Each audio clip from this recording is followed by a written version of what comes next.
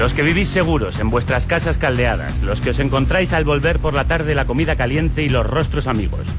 Considerad si es un hombre, quien trabaja en el fango, quien no conoce la paz, quien lucha por la mitad de un panecillo, quien muere por un sí o por un no.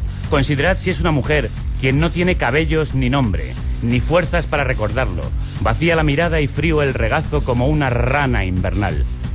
Pensad que esto ha sucedido. Os recomiendo estas palabras, grabadlas en vuestros corazones, al estar en casa, al ir por la calle, al acostaros, al levantaros. Repetidselas a vuestros hijos, o que vuestra casa se derrumbe, la enfermedad os imposibilite, vuestros descendientes os vuelvan el rostro.